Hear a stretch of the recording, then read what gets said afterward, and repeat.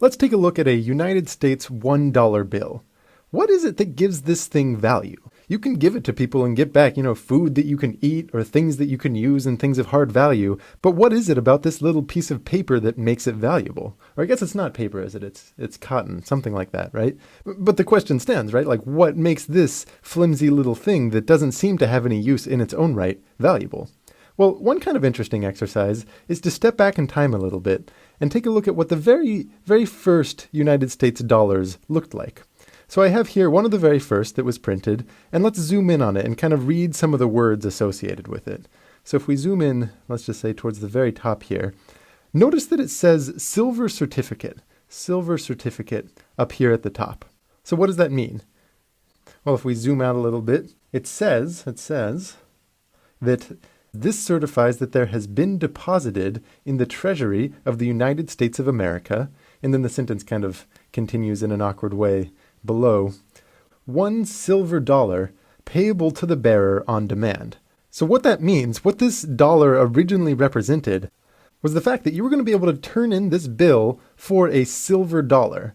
This piece of paper, in theory, could be turned in to the United States Treasury, which guaranteed that it had in its deposits a silver dollar, an actual piece of silver, and I'll show what one of those looked like in just a moment, that it would return to you for this bill. So in a sense, what gave it value was this guarantee that you could turn it into silver if you wanted. So this way you could trade this with other people as if it was a piece of silver, because if you gave it to someone, that person, now being the bearer on demand, could then, in theory, turn this in and get a silver dollar as a result. And the reason for even having this paper money and printing these bills is that it was pretty inconvenient to always lug around actual pieces of silver and actual pieces of metal. And this would be especially true in the case of even higher amounts. So for example, here we have a $10,000 bill, something you don't really see too often. And if we zoom in and kind of see the guarantees that are written on this guy, it's actually very similar, but this is instead in gold instead of silver. It says that $10,000 in gold are payable to the bearer on demand as authorized by law. So kind of legally backing up the idea that this could be turned in for $10,000 worth of gold. So that way people could actually treat this as if it was, $10,000 worth of gold without having to lug around that much money. So what is it that you actually got when you turned in, for $1 silver or something like that? What is it that was payable on demand?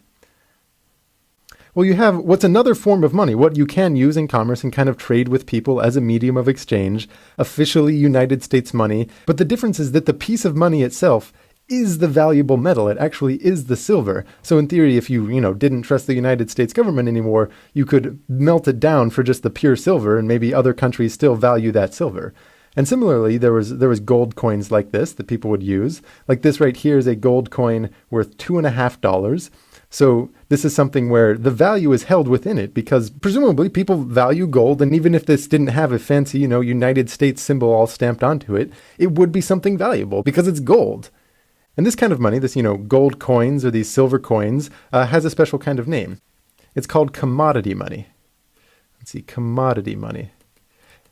And basically what this means is that the thing that you're using for money, the thing you're trading around, has some value in its own right. Even if it wasn't money, it would still be something valuable. This word here, commodity, basically means just anything valuable. It could not only be, silver or gold, but things like food or furniture or livestock. These are commodities.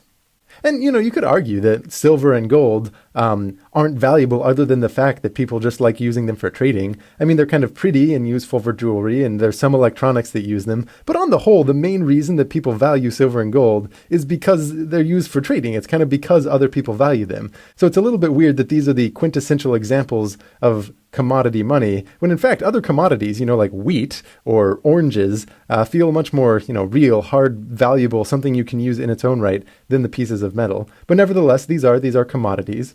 And the other form of money here, where you have something that you could in theory exchange to a bank, and then the bank would return to you, the actual silver that it represents, the commodity that it represents, in this case, silver. These are called commodity-backed money. Commodity-backed.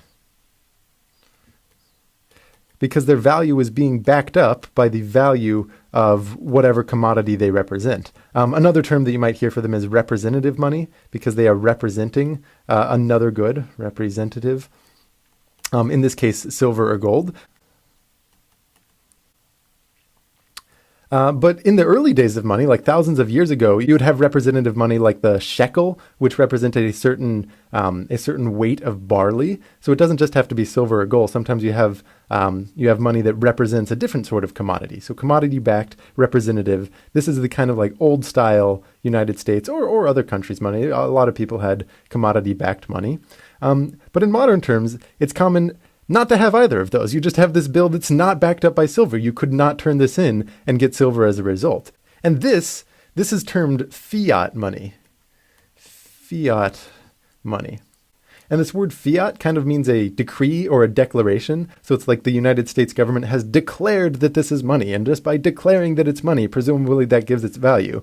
So it kind of feels much more hollow in comparison to, commodity money or commodity-backed money. But there's a couple hard things backing this up. One of them, if we kind of zoom in on some of the words here, if we go, you see that it says, this note is legal tender. So here I'll write that down. This note is legal tender for all debts, public and private. And I talked about the idea of legal tender in the last video and how that actually, gives a little bit of clout to this being valuable as long as you trust that the government will enforce its laws as it claims that it will.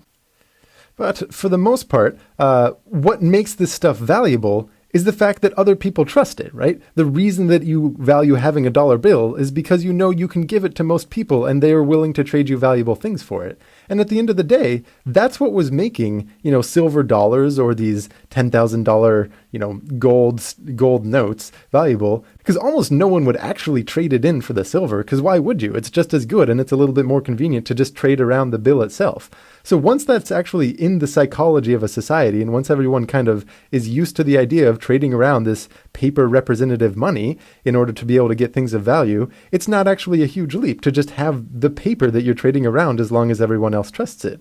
And it still serves those functions of money that I talked about in previous videos. It's a medium of exchange, and you can store this for value, right? The paper's not going to degrade. It's something you can store, and it does give a unit of value, assigning a number to various goods out there. But it is just something that was declared. It's not an actual hard good. And this is kind of an important distinction to recognize, is that fiat money really does mean it's just trusted. It's just taken on faith that people will find this valuable. But for that matter, that's also true of silver and gold, right? Like, it's just taken on faith that if you melted down the silver, other people would find that valuable.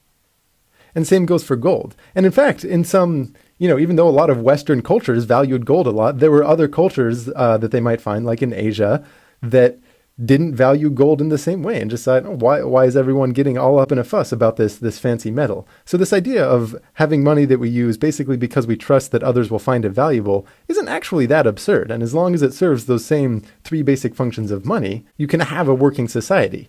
Barring things like hyperinflation that makes it so that it no longer serves those functions of money. See you next video.